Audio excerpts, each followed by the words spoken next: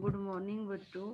आज पहले वाली वीडियो में मैंने नेपोलियन समझाया कि 1804 में आया था और वहाँ पे फ्रांस में का ही है ये। और ये वहाँ पे लोकतंत्र को खत्म करके राजतंत्र लेके आया, ऐसे राजतंत्र का भी नया रूप लेके आया था। ये कितने में आया था मैंने आपको बताया था 1804 में, तभी तो इसकी जो संहिता है उसको 1804 की संहिता या नेपोलियन की संहिता कहा जाता है। लेकिन जब ये 1804 में आया था, इसकी इच्छा थी कि पूरे यूरोप के ऊपर कब्जा कर ले। ये नेपोलियन और फ्रांस में मिला ले। वो हर जगह भी फ्रांस का राज करना चाहता था ये, जहाँ नेपोलियन अपना राज करना चाहता था। लेकिन जिस टाइम ये राज करना चाहता था, बहुत सारे देशों के अंदर या लोगों के अंदर ये इच्छा जाग चुकी थी कि वो स्वतंत्र राष्ट्र बने, ऐसे देश बने जिनके ऊपर किसी का भी कोई वो ना हो, दबाव ना हो, कब्जा ना हो। और जब ये आया 1804 में, उस टाइम लोगों की सोच हो गई थी ना तो किसी देश के ऊपर कब्जा करना है, ना अपने ऊपर कब्जा होने देना है। तो उस टाइम चार देश इसको देख रहे थे जो पावरफुल थे। ब्रिटेन, आपको पता है, जिसको इंग्लैंड भी कहते हैं। रूस, जो क्षेत्रफल के आधार पर बड़ा है, जो यूरोप में भी आता है और एशिया में भी आता है ये। प्रशा, आपको पता है, जर्मनी के एकीकरण के बाद पावरफुल हो गया था। ऑस्ट्रिया ने भी कई जर्मनी के इलाकों पर भी, इटली के इलाकों पर भी कब्जा कर रखा था, इट मीन ये भी पावरफुल था। और इन चारों देशों ने सोचा कि इन नेपोलियन को ऐसे आगे बढ़ने नहीं दिया जाएगा, ये गलत कर रहा है। तो इन्होंने फिर उसके साथ चारों देशों ने लड़ाई लड़ी। 1804 में आया था, लेकिन 11 साल ही वो राज कर पाया। और 1815 में चारों देशों, ब्रिटेन, रूस, प्रशा और ऑस्ट्रिया ने उसको 1815 में वाटरलू की लड़ाई में हरा दिया, नेपोलियन को हराया था। और इन सभी देशों के प्रतिनिधि, फिर जब इसे हार गया, नेपोलियन मारा गया, नेपोलियन के मरने के बाद इन चारों देशों के जो प्रतिनिधि थे या जो मुख्य लोग थे, जो भी बात करना चाहते, मतलब नेपोलियन के बारे में बात करना चाहते थे, चारों देशों के मुखिया लोग, चार प्रतिनिधि लोग बयाना जगह पर इकट्ठे हुए। बयाना स्थान है, वहां पर इकट्ठे हुए। और वहां पर जो बयाना में ये चारों देश इकट्ठे हुए, उसकी मेज में, ये ऑस्ट्रिया में मेजबान, बयाना कहाँ है, ऑस्ट्रिया में। और बयाना में जब ये चारों इकट्ठे हुए, तो उसकी मेजबानी यानी कि जो भी उनके प्रतिनिधि आए, उनका उनको उनकी देख रेख किसने की, ऑस्ट्रिया के चांसलर ड्यूक मेटरनिक ने। मेजबानी किसने की थी बयाना में, मतलब जैसे कि अपने मेहमान, घर में मेहमान आते हैं, उनको चाय पानी पूछते हैं, खाना वगैरह देते हैं। तो जब बयाना में इन चारों देशों के प्रतिनिधि नेपोलियन के किए हुए बदलावों के बारे में बात करना चाहते थे, तो ऑस्ट्रिया की में एक जगह बयाना, वहां पे इकट्ठा हुए। और बयाना में इन चारों देशों की मेजबानी किसने की, ऑस्ट्रिया के चांसलर ड्यूक मेटरनिक ने। इसी ने कहा था कि जब फ्रांस छींकता है तो पूरे यूरोप को सर्दी जुकाम हो जाता है। इन्होंने 1815 में बयाना संधि तैयार करी थी, मतलब वो जिसका उद्देश्य था उन सारे बदलावों को खत्म करना जो नेपोलियन ने किए थे, जो कानून के समक्ष बराबरी, पूर्व मतलब वो राजघराने से भी संबंधित ही नहीं था। नेपोलियन खुद राजा बन गया था, जबकि पूर्व राजाओं को उसने राजा बनाना था। तो पहले तो गलत कर रहा था, वो पूरे कब्जा कर रहा था दूसरे क्षेत्रों के ऊपर। तो इन चार देशों को लगा कि ऐसा नहीं करना चाहिए नेपोलियन को। इन्होंने मिलकर 1815 में वाटरलू के लड़ाई में उसको हरा दिया और मारा गया। वो 11 साल ही राज कर पाया नेपोलियन।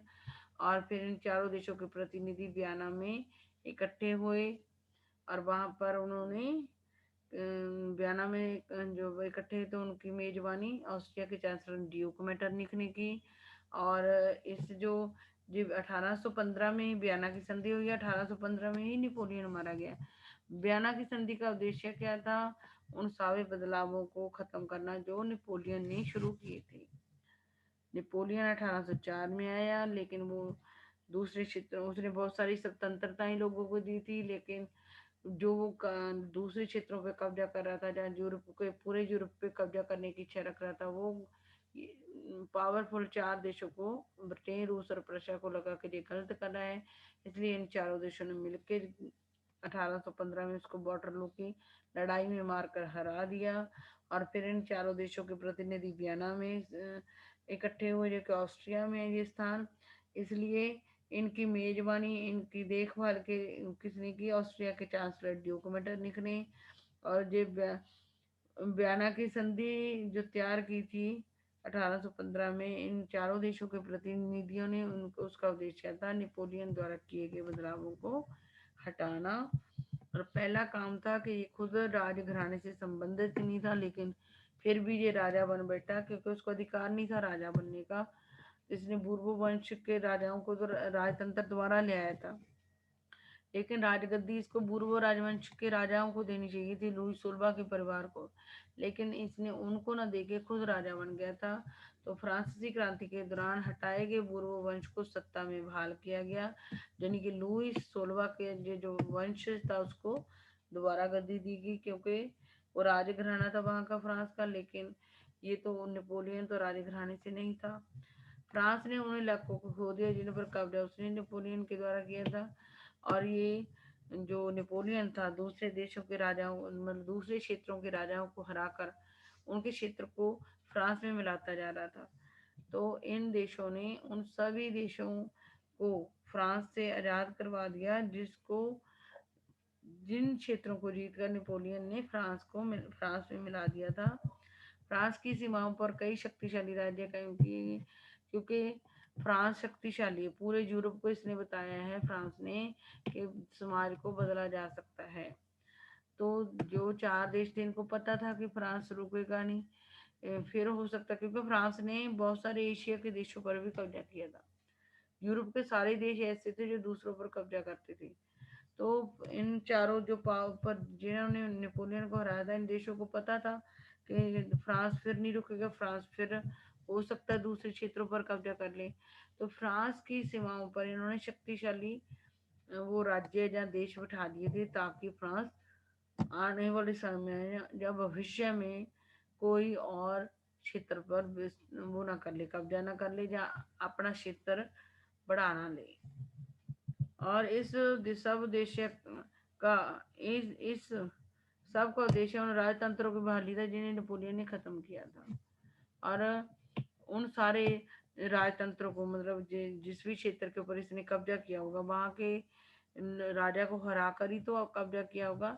तो जितने राजतंत्र राजाओं को इसने हराया था, हरा के हटा दिया था उनको गद्दी से, उनको दोबारा से उनकी गद्दी दी गई जब उन फ्रांस से उनको आजाद करवा दिया गया।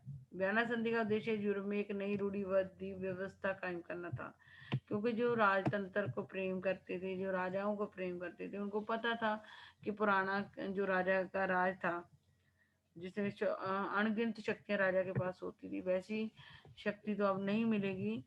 रूढ़िवाद, जो लोग राजतंत्र को प्यार करते हैं वो रूढ़िवादी होते हैं।